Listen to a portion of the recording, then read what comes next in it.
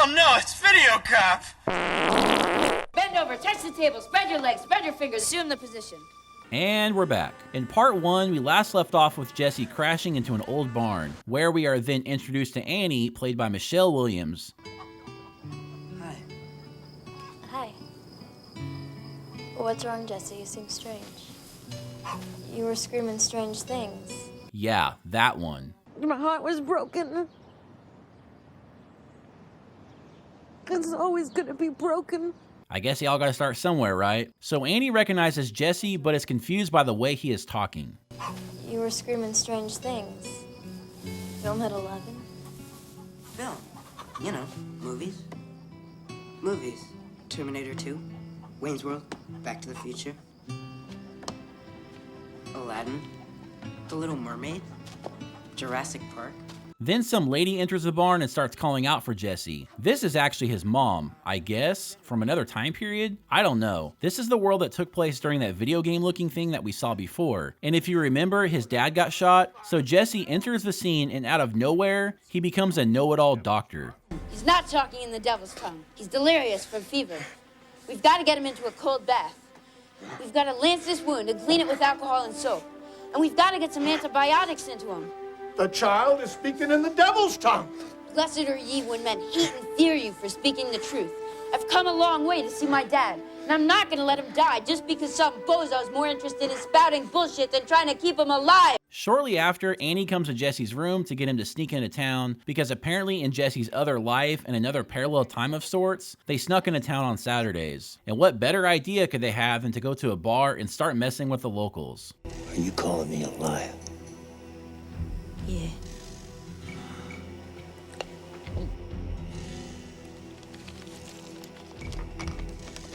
You're the one who shot my father. Your brother's the one who shot his. Freeze! Hands in the air, bend over, touch the table, spread your legs, spread your fingers, assume the position. And I'm not really sure what it is with my recent reviews, but I'm just not liking any of these characters. This Jesse guy, he's kind of a snob. You're wearing your gun on the wrong side. For you to reach your gun, you've got to reach down, bend your elbow, pull it out of the holster in an awkward way, and then straighten it out. If Old West Jesse existed earlier as we saw him shoot some guy from the video game, then where is that one now? Because the Jesse that we're following now is from 2006, or was it 2007? So there should be a duplicate of him somewhere like there was on Bill and Ted's, how two versions of yourself could exist at the same time. Jesse then explains to Annie what is going on and how he's Jesse, but from another time and place. And then Isaiah shows up and tries to explain time travel. You see, Jesse, traveling through the cracks of time is like traveling through a maze. You can't get to where you want to in a straight line. Where I want to go? Or where you want me to go? Both. No, actually, to where you have to get to. And then we learn some pretty disturbing things about Isaiah. You're gonna love this. We control the gun that was used in an assassination attempt on Hitler in 1938. Can you imagine what might have happened if we hadn't caused that gun to misfire? Why would you do that? Oh, I don't know, for sport, for entertainment, for something to bet on. That's pretty sick. Yes, let millions of people die through the Holocaust and war for pure entertainment. Isaiah then explains why he decided to stop being a part of this game of sorts that we learned from the beginning narration about how these people from another planet kidnap humans and use them as pawns in a game to bet on. Then it gets even more confusing. I'd like to try and show you how to change the future. Not the past or the present, but the future. Come along.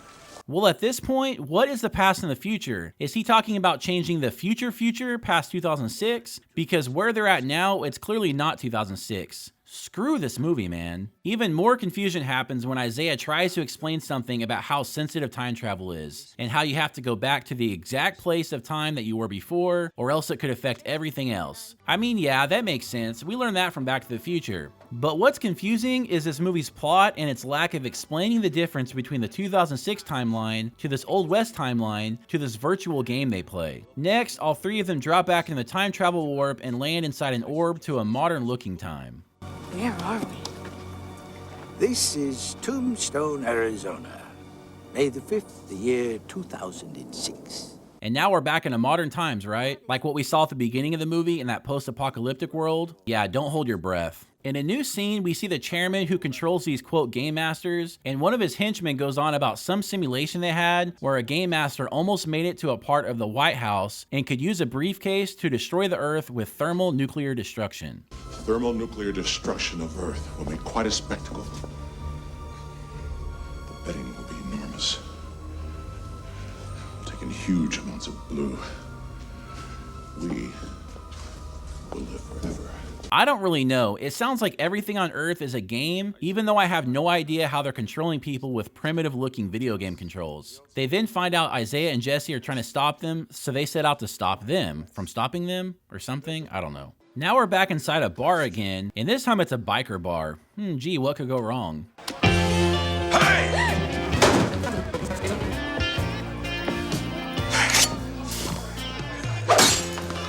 She's sorry. She's not from around here. She didn't mean to do it. Leave the kid alone. Okay guys, I'm sorry if you still don't understand this, because it's about to get worse. Veronica. How do you know me? Who are you? I'm Jesse. Okay, listen. Even if there are two exact separate timelines of Jesse's life, one in 2006 and one in the Old West, that's fine. But when the movie started, it was 2006 and Jesse was a few years older than his sister. And now we're back in 2006 and somehow his sister is now at least 21 years old, right? Oh my God, you grew up. Never tell me what to do! Now, Runt, you owe me a beer and a dry cleaning.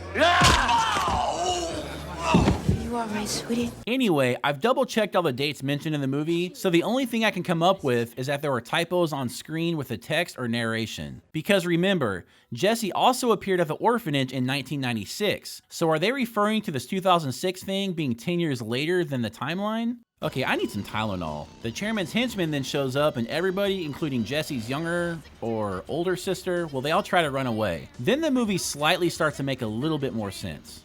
You said that you would come back with me, Jesse, and you didn't come back. I did come back. The timing's messed up, that's all. But I'll fix it. Isaiah, tell her. Okay, so this is 10 years later from that 1996 orphanage scene. I get that there's like two different parallel times going on here, but at the end of the day, the movie still started out and said year 2006 with Veronica being a lot younger. So is this a third timeline? We have a post-apocalyptic one, an Old West one, which also counts as a video game of sorts, and this one? If that's the case, and all the timelines are quotes parallel, shouldn't she still be a little kid at the same age since it's still only 2006? Ugh. And that's where I leave off for part 2. Wish me luck finishing out with part 3.